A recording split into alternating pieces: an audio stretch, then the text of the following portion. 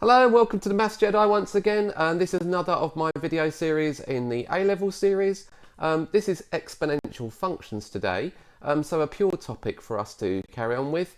We're going to go through the fundamentals of exponential functions and how they occur, and we're going to look at how they differentiate in this particular lesson. So we're going to be working alongside the textbook as well, so we're going to be doing a few exam questions and looking just a little bit deeper into this topic. So let's just start off with introducing what exponential functions are. You would have seen these before at GCSE, certainly. Exponential growth and exponential decay are part of the GCSE syllabus. So hopefully exponential functions are not new to you, but we will be covering a couple of new aspects of this topic. We'll be looking at exponential functions in general and what we call the exponential functions. There is a specific exponential function which we're going to look at as well. So as you would imagine, we've looked at in GCSE lots of different things that started with powers of x. So this is something again that you'd have done at GCSE. Powers of x in general and how they look. We're looking at 2 to the x here, 5 to the x, 0.1 to the x, and minus x here, so they go a bit further, they go downhill. Now, key thing is to recognise that when we're dealing with exponential functions, we're dealing with numbers where the base is more than 0. So the base has to be more than 0 and the base is not 1. So these graphs are familiar to you hopefully. Here's the graph of 2 to the x. We'll look at half to the x, for example, goes downhill, but these go uphill. So we're looking at these ones going uphill, and you can see how they differ. 4 to the x, 5 to the x and so on. They just get exponential. They get very large very quickly. That's the process. If you're starting to look at minus powers or fractional bases, then they actually show a decrease. So you can see that happening here, half to the x, a third to the x, and so on. The key thing is they always cross the axes at 0, 1, unless they're multiplied by something. So you can see them always crossing at 0, 1, but depending on, it doesn't matter what the base is. When a is more than 1, the graph of y is following this particular pattern, so it goes up very, very quickly. And when a is a fraction, or if is a negative power, it goes down very, very quickly. You'll notice the asymptotic effect. The x-axis here is an asymptote. Key things to recognise, always like with other indices and bases, you'll have anything to the power of 0 being 1 and anything to the power of 1 being itself. So that's the key thing you'll recognise, and that's something which is common in indices rules. Looking a bit more deeply now, we're going to go into an understanding about how they look as a graph. So what we're going to look at here is just how graphs look. So we're going to look at a couple of things here. I need to go into the internet to have a look at that. So that's here. So you can see here is a graph. Now I want to just take that away for a little bit, but let's just have a look at this. So what is this showing? So this is showing here a graph of 1.2 to the x, and this red graph is the differential of that. So the differential of 1.2 to the x. And what we're going to do is we're going to use this slider to show different values of the base. So for example, if I go down to 1, you'll see a flat line. So the flat line here is the graph of 1 to the power x, and then the red line here is the differential of that, 0 in this case. So if I go to fractions, these are fractions now, you can see that also working. But I'm more interested in going up, so I'm going to look at this if I go up. So here's 1.2 and the gradient function being plotted. Here's 1.3 and the gradient function. And you can see if I increase, the gradient function and the exponential function get closer and closer together. So the exponential graph and the gradient function get closer and closer together until you get to about here, when they look almost identical, so around 2.8.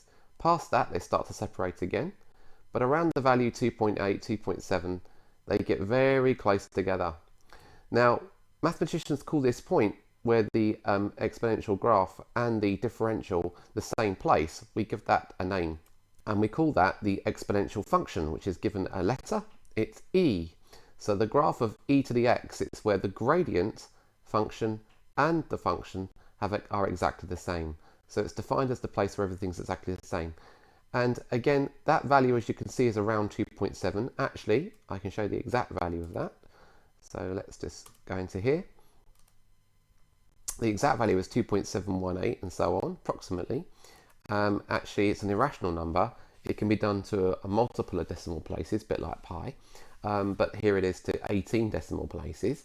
So it's a number that we do recognise. Now, the key thing here is to recognise that this is called the exponential function. There are several exponential functions, but this is called the exponential function. It's the exponential function where the gradient is the same as the function. And there is a button for the calculator on that, which is e to the x. You'll see it there, and you can have a look at that as well.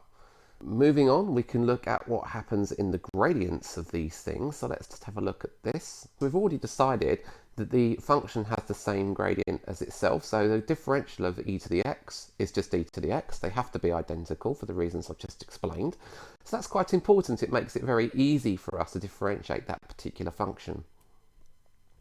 It's important to mention that if you have constants being multiplied by that e to the x, then the differential has to take account of that. So you'll see the differential also has to take account of the fact that you've got a constant in there.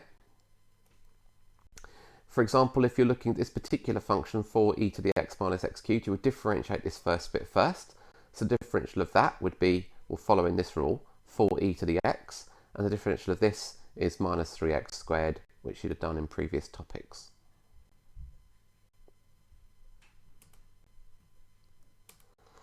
If you're asked to differentiate something where the power has actually got a number next to it, you can do that using the chain rule. Chain rule is something you should have explored in previous lessons. So you have to always differentiate with respect to the power. Chain rule is something you should have explored in previous lessons.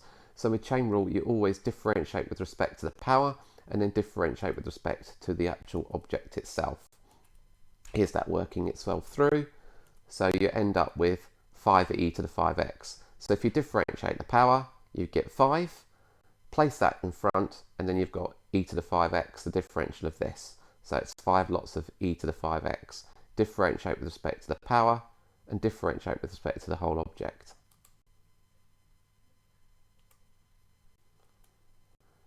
Similarly here, if you're asked to differentiate e to the 7x, you differentiate with respect to the power, that's just 7, and then e to the 7x. Similarly here, differentiate with respect to the power, minus 2, and then e to the minus 2x. And then finally, it would be a third of e to the x over 3. Could be written like. Moving on, looking at this one, we're going to look at particular functions here. So again, if you're differentiating these ones, you would differentiate with respect to the power. If you differentiate with respect to the power, you get 5. You place that in front, and then e to the 5x minus 4. Similarly, differentiate with respect to the power, you're going to get minus 1 here. So it's minus 1 lot of e to the 3 minus x. And then finally, 2x would be the differential of this. So 2x would go in front, so you'd have the 5 there as well. So that would make 10x, and then e to the x squared minus 9. 10x, e to the x squared minus 9. Let's look at some examples of some questions now.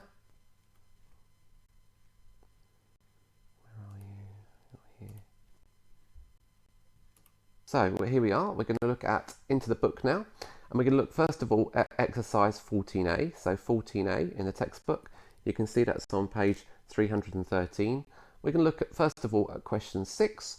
It's relatively straightforward, similar to the ones that you'd have done at GCSE to be honest, although I'd encourage you to do some of the other questions in this particular exercise for practice. So it's saying the graph of y equals ka to the x passes through the points 1, 6 and 4, 48, and it's asking you to find the values of the constants k and a. So we're going to start with this. We're going to start by sketching the graph. So here's a quick sketch. It's hard to sketch with this pen, but try and do best as I can. So this is 1, 6 here, and this is 4, 48. Because we know it's an exponential graph, we know it follows this form. Now, make sure you've made the distinction that this is an exponential function, not the exponential function. So it's a to the x, not e to the x. We're going to work our way through just putting the values that we need into our formula. So here y is 6 and x is 1. And then here y is 48 and x is 4. Now, when you get problems like this, you always create what we call simultaneous equations because you've got two different equations here, and you divide one by the other. Try to divide the one that's the lowest power, or divide the one that's the highest power by the one that's the lowest power. So you've got a to the 4 here, a to the 1 here. We're going to do 2, equation 2, divided by equation 1. So that's going to give me a little sum like this.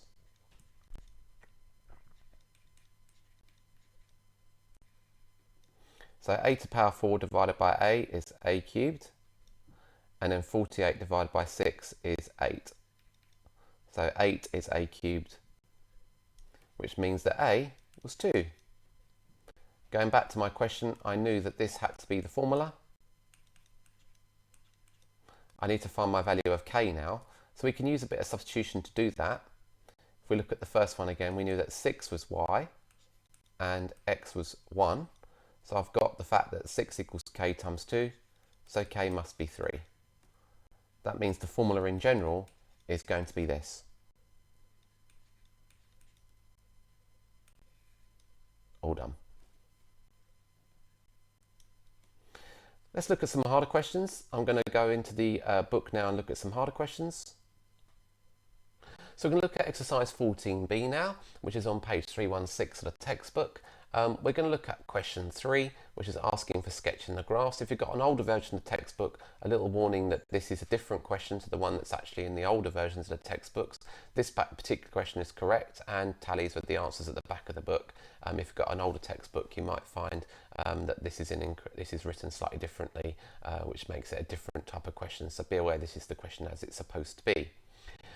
It's asking you to sketch graphs, so this goes back into the work we did on graphs transformations. We've done several aspects of graphs transformations that we need to look at, so we'll look at that and sort of go back to some of the work that we looked at before. So this is looking at e to the x, but it's got a plus 1 here, so let's just remember what the graph of e to the x looks like. Here's the graph of e to the x, and it goes through 0, 1, as with other exponential functions. What we're being asked for is to think about what happens if we transform it by adding 1. Well, that's just going to move everything up 1. So instead of crossing at 0, 1, it's going to cross at 0, 2. And instead of having an asymptotic effect at the x-axis, the new asymptote will be at y equals 1. Very simple. This one here, 4e to the minus 2x. Well, first of all, let's look at minus e to the minus x. Here's e to the minus x, 0, 1. E to the minus 2x, very similar graph, it's just a bit steeper. Still crosses at 0, 1. But because we're stretching it here, this is a stretch multiple of 4, so they're crossing at 0, 1, it's now going to stretch everything up. So instead of crossing at 0, 1, it's now going to cross at 0, 4.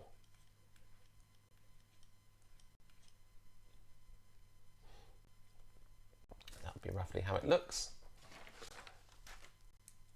And then part C, 2e to the x minus 3. Let's look at the e to the x part first of all. Here's the graph of e to the x. We need to stretch it first of all. So they're crossing at 0, 1. It's going to cross at 0, 2. So it's stretched everything up, doubled everything. But then we're going to take away 3 from it. So we have to move everything down 3. So everything's going to move down 3. So 2 minus 3 is minus 1. So it's just going to be a graph that looks like this. Okay, so minus 1, and then going all the way up through there. Okay, you can find these values and work out where they are. Moving on, we're going to look at question 5. It's asking us to rearrange a graph or an equation. It's e to the 3x plus 2. We're being asked to rearrange it in the form ae to the kx, where a and b are constants. Now, a reminder that with indices rules, you remember of indices rules, hopefully, this is the same thing as this. Because we know that when we've got things of the same base, you can add the powers. So this has to be equivalent to this. This means that we can put e squared at the beginning of the thing. and then that gives us the values that we need. So a is e squared, and then k is 3. Hence or otherwise sketch the graph of y equals f of x. Well, if we look again at e to the x, e to the 3x looks very similar. It's still going to cross at 0,1, but this is going to stretch the graph. It's going to stretch the graph by a factor of e squared. So instead of crossing at 0,1, it's now going to cross at e squared. It's still going to have asymptotic effect. It's still going to look much like any other exponential graph. So I'll just sketch that again just to neaten it up. Still exponential, but crosses at e squared.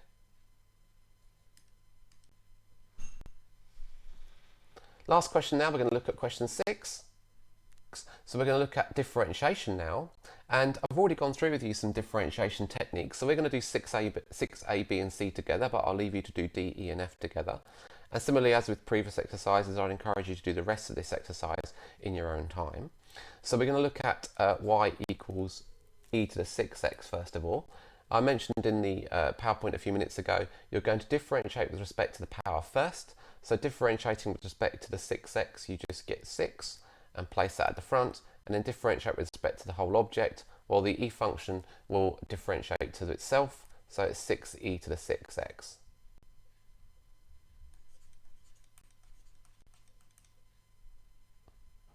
Scrap my annotations, move on. This one here, e to the minus a third x. I think I actually did this one in the PowerPoint already, but just to reinforce it. Differentiate with respect to this, you get minus a third. And then differentiate with respect to that, or the e function differentiates to itself, so it's e to the minus a third x. And then part C last of all, 7e to the 2x, again, differentiate with respect to the power, that's going to give you 2, 2 times 7, 14. And then differentiate with respect to the object itself, the exponential function differentiates to itself, so it's e to the 2x. That's A, B and C done for you. Have a look and do the rest. And I'd encourage you to make sure you're getting the answers right by checking the answers at the back of the book. Thanks for watching for now. That's the end of today's lesson, and I'll catch you next time. Thanks very much for watching. Bye-bye.